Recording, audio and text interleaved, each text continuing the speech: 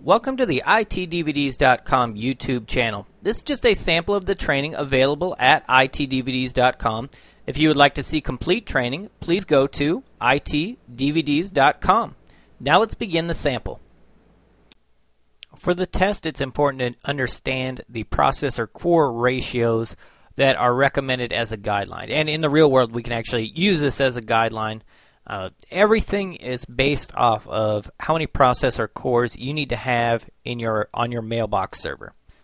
And you would use the tools that we described earlier in our hardware planning part 2 that went over the tools we can use to help us determine our mailbox server and what is needed. Once we've got that figured out, we can use these ratios to figure out how many processor cores we need in our hub transport and client access server, and also how many cores we're going to need in our domain controller, our global catalog server.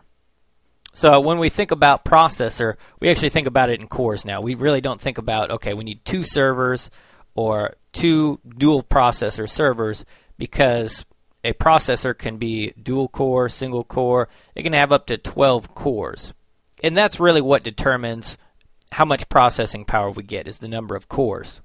So once we've determined how many cores we need on our mailbox server, then we can use these ratios to figure out our other roles. So the first ratio is hub transport server with antivirus, and that's going to be a 5-to-1 ratio. So for every 5 cores on your mailbox server, you're going to need 1 processor core for your hub transport server. If you're not using antivirus, then for every 7 cores on your mailbox server, you're going to need 1 hub transport core.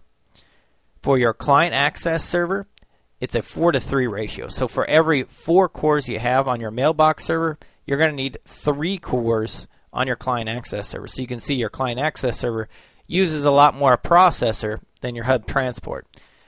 If you're combining roles on the same server, like client access and hub transport, then it's going to be a 1-to-1 ratio. So every core you have on your mailbox server, you're going to need a core for that same server that is housing your client access server and your hub transport.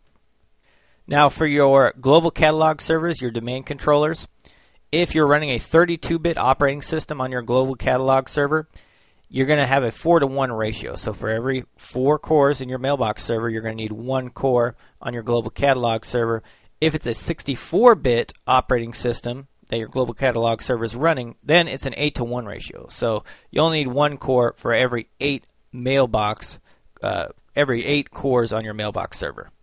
Now in the real world, we're not going to need to memorize these, but for the test, we're definitely going to want to memorize these ratios.